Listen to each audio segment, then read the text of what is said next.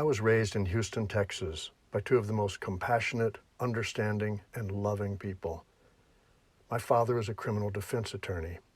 A portion of his clients were good people being persecuted and prosecuted for crimes that had really nothing to do with their actions and everything to do with the color of their skin. We were raised to judge people not by the color of their skin, social status, physical appearance, or any other shallow gauge used to measure a person's worth. Rather, we were taught that one is judged by the quality of their character, clarity of their intentions, and the integrity of their actions.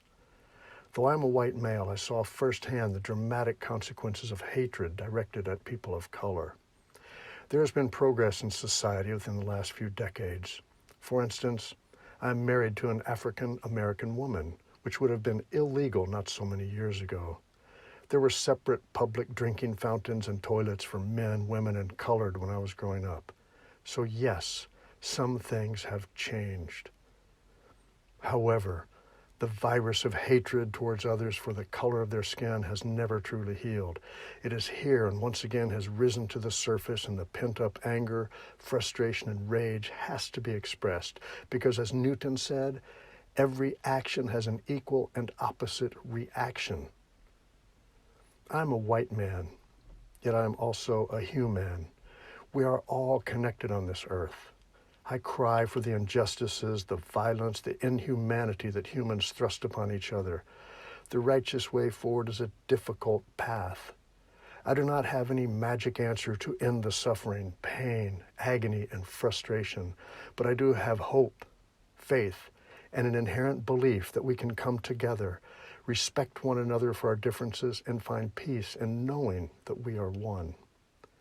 We tend to focus on all that is different in another person, like their culture, religion, faith, color, social status, sexual preference, weight, and on and on and on. We have much more in common than not. Maybe we can start with the most basic of things that connects us and build upon that. Maybe if we can find one thread of true connection that transcends our differences, we could take that thin essence of commonality and from it take the first step toward understanding, compassion, and respect. I have an idea of what that common, undeniable thread could be. It is simple, it is free, it is universal, it is breath. We enter this world riding upon an inhale and depart upon an exhale. Every inhale is a birth of new possibility and new potential. Every exhale is a letting go of the past and making room for the future. If we can acknowledge that we are all connected through the simple act of breathing, then that could be a starting point to greater things. Let's take a moment to take a breath together. In that simple act, we may begin to heal. Just like life, it all starts with the first breath. One world, one breath.